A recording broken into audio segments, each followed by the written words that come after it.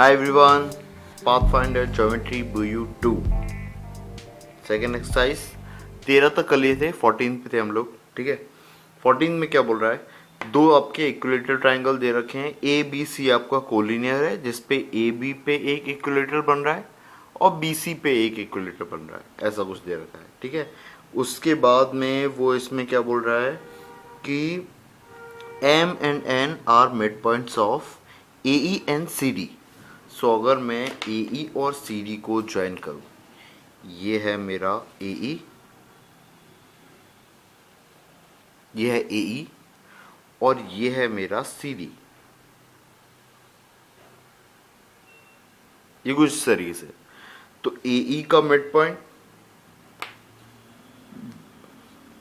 ए ई का mid point मैं कहाँ पे ले लूँ, ये यहाँ कहीं पे ले लेता हूँ, ये रहा। और इसका मिड पॉइंट ये यहाँ कहीं पे ले लेता हूँ, ऐसा कुछ है ना। सो ये पॉइंट, ये दोनों पॉइंट क्या हैं, ये है एक M और ये है एक N, ऐसा कुछ। ठीक है, सो ये है। और फिर उसके बाद में ये AE ये BD को इंटरसेक्ट कर रहा है, किस पॉइंट पे इंटरसेक्ट कर रहा है, AE intersect BD at G, मतलब ये पॉइंट मेरा G है और ये पॉइंट मेरा H है ना। जो DC है, DC BE को इंटरसेक्ट कर रहा है H पे, ऐसा। अब सबसे पहली चीज़ जो मुझे बताना है वो ये है कि प्रूफ दैट MBN मेरा इक्विलेटरल ट्राइंगल होगा। दैट मीन्स ये वाला, ये MBN, ये वाला मेरा इक्विलेटरल ट्राइंगल होगा। इसको ऐसा ज्वाइन कर लेता हूँ। सो ये ऐसा कुछ है। ठीक है, ये मेरा इक्विलेटरल ट्राइंगल होना चाहिए, इसको प्रूफ करना है मेरे को। ठीक है, तो अभी मैं जब भी मुझे ऐसा क्वेश्चन आता है ना, क्या करते हैं हम लोग कि जो मेरा एक ये वाला एक ट्राइंगल है, ये इक्विलेटरल है, ए बी डी और बी ई सी, ये भी मेरा इक्विलेटरल है। तो इसकी एक साइड दैट इज 1 और ये एक ट्राइंगल है जिसकी एक साइड दैट इज 2। तो मैं ऐसा ट्राइंगल प्रेफर करूं इस डायग्राम में जिसमें एक साइड ट्राइंगल 1 से आ रही हो और एक साइड ट्राइंगल 2 से आ रही हो। तो ऐसा ट्राइंगल कौन सा बनेगा, डेफिनेटली ए बी और बी सी एक ही ट्राइंगल में तो नहीं आ रहा होगा, है ना। तो ऐसा आ सकता है ए बी और बी और ए ई। देखो ये सही है, 1 और ये 2, ये एक ट्राइंगल में आ गया। वैसे ही अगर डी बी को 1 मान लूँ तो डी बी और बी सी और ये डी सी, ये दूसरा ट्राइंगल आ गया मेरा, है ना। सो मैं इसको बना देता हूँ। ठीक है, ये मेरे दो ट्राइंगल बन गए और ये दो ट्राइंगल मेरे क्या हो जाएंगे, कॉन्ग्रुएंट। इनको कॉन्ग्रुएंट प्रूफ करना कोई बड़ी बात नहीं है, ये कहने का मतलब है। ठीक है, सो इस तरीके से आप स्टार्ट कर सकते हो। कई बार हमको लगता है ना कि स्टार्ट कहाँ से करें, सो उस तरीके से। ठीक है, ये ए बी ई है, ये अपना 1 है, ये अपना 2 है। अभी ये 60 है, ये भी 60 है, तो बचा हुआ भी 60 होगा। ऑब्वियसली ये एंगल कितना होगा, 120। सेम ये 60 है, ये 60 है, ये भी कितना होगा, 120। अब ओरिएंटेशन सही हो तो मैं यहाँ भी 1 और यहाँ भी 2 लिख देता हूँ। अब 1 के लिए ये 120 वाला पॉइंट तो बी ही होगा, ये 1 वाला पॉइंट, ये पॉइंट होगा डी और ये वाला पॉइंट होगा सी। ठीक है, अब ये दो ट्राइंगल कॉन्ग्रुएंट है। देखिए 1 1 2 2 और 120 120। तो यहाँ से मेरे रिलेशन जो आ गए हैं वो आ गए हैं A E equal to D C, है ना। मतलब कि जो बड़ी जो मैंने इससे बना रखी है वाले जो सेकंड कलर है उससे, ठीक है ना, वो ये दोनों क्या होंगे, इक्वल होंगे। ठीक है ना, जामुनी कलर से। अब ए ई का एम है मिड पॉइंट, इसका मतलब ए एम हाफ होगा ए ई का। तो ए एम, ये ए एम और ये डी एन, भाई इसका एम हाफ, ये एम, ये ए एम और इसका हाफ ये डी एन, ये दोनों इक्वल होंगे, है ना। अब देखिए मेरे को अगर इसको इक्विलेटरल ट्राइंगल प्रूफ करना है तो मैं अगर इन दोनों को इन दोनों साइड को इक्वल प्रूफ कर दूं तो मैं काफ़ी हद तक सक्सेसफुल हो जाऊंगा। ठीक है ना। हाँ, इसमें एक और चीज़ क्या इक्वल आ रही है, ये वाला एंगल। मतलब इसको एंगल 1 मान लूँ तो ये वाला भी एंगल क्या होगा 1। मतलब इस एंगल को मैं 1 मानूं तो ये वाला एंगल भी कितना होगा 1। ठीक है ना। ये इसी तरीके से दिख रहा है, आप ध्यान से देखोगे ना तो ऐसा लग रहा है कि इसको 60 डिग्री रोटेट कर दिया है। ए बी ई ट्राइंगल को 60 डिग्री ऐसा उठा के रोटेट कर दिया। सो ये 60 यहाँ पे बी ई गिर के इस पे आ गया, बी सी पे आ गया, ये ए बी उठ के डी बी पे आ गया। सो ये एंगल 1 उठ के यहाँ पे आ गया, इस तरीके से, है ना। ठीक है। अब मेरे को ऐसा ट्राइंगल चाहिए जिसमें एम बी एम एक साइड आ रही हो, तो मेरे को दिख रहा है ए बी एम, है ना।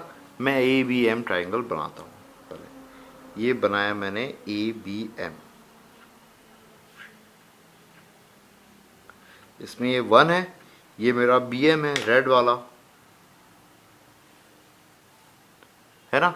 और ये वाला एंगल मेरा क्या है 1 है, ये मेरा 60 है, 60 नहीं है सॉरी, इसको छोड़ दो, इतना है, ये पहले इतने पे ही फोकस रहो। ठीक है। अभी इस ट्राइंगल को अगर मैं देखूं तो थोड़ा सा सोचो, ए एम, हाँ ए एम और ये इक्वल है ना, ए एम, इस ए एम, ये ए एम मेरा इक्वल है ना।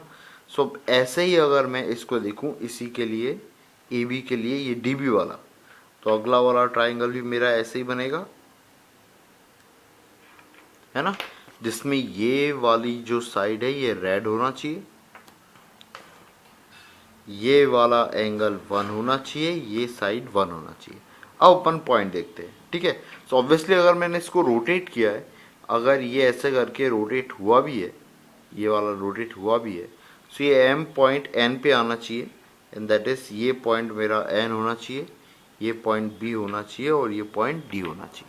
ठीक है। अब देखो क्या ये दो ट्राइंगल कॉन्ग्रुएंट हो रहे हैं? हाँ बिल्कुल हो रहे हैं। ये वाली साइड के इक्वल है, ये एंगल 1 के इक्वल है, और A M equal to D N मैंने अभी हाल प्रूफ किया था। तो अगर ये दोनों मेरे इक्वल हैं, ये दोनों मेरे इक्वल हैं, तो ये B M equal to B N आ गया, B M equal to B N आ गया। और आप थोड़ा क्लोजली देखो, ये वाला एंगल, इस वाले एंगल की बात कर रहा हूं, ये वाला एंगल की, ये छोटे एंगल को अगर मैं x मानूं तो ये 60 प्लस एक्स होगा, ये वाला 60 प्लस एक्स होगा।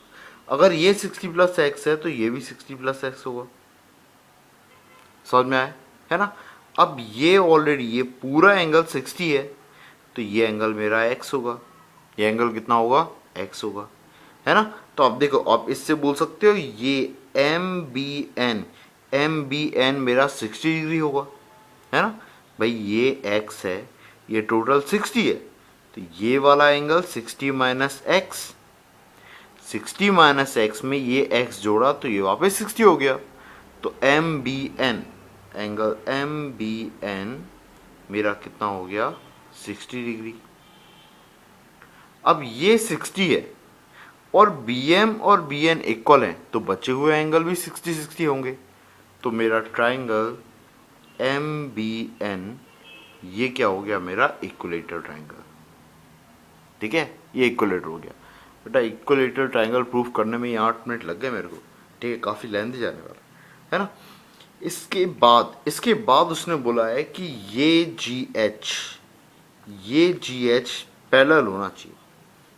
ठीक है, ये जी एच पैरेलल होना चाहिए, होपफुली आपको दिख रहा हो। ठीक है, अभी आप सोचो अगर ये जी एच इस लाइन के पैरेलल हुआ तो ये वाले एंगल्स, कोई और कलर ले लूँ मैं, जैसे थोड़ा सा ग्रीन कलर ले लेते हैं, ये वाला एंगल 60 है तो ये वाला एंगल भी 60 होना चाहिए था, ये वाला 60 है तो ये वाला भी 60 होना चाहिए, और ये 60 है ही सही।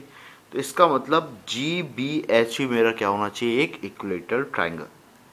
तो मैं सेम प्रोसीजर अपनाता हूँ, मैं एक ऐसा ट्राइंगल पकड़ता हूँ जिसमें एक साइड जी बी हो और एक दूसरा ट्राइंगल जिसमें एक साइड बी एच हो। ठीक है, सो मेरे को ऐसा ट्राइंगल कौन कौन दिख रहा है, एक दिख रहा है A B ji, A B जी, और सेम अगर मैं इसी को ही देख पा रहा हूँ कि यार ये 60 डिग्री रोटेट होके ये ऐसा आ रहा है, तो ये जी पॉइंट एच पे आ जाएगा, ए पॉइंट डी पे आना चाहिए, इस तरीके से। सो मैं ये वाला ट्राइंगल ले लेता हूँ डी बी एच। सो मैंने डी बी एच ले लिया, ये ऐसा कुछ करके। सो ये बी होगा, ये डी होगा और ये एच होगा, ठीक है ना। ये रोटेशन टाइप से अपन देखना चाह रहे हैं, है ना।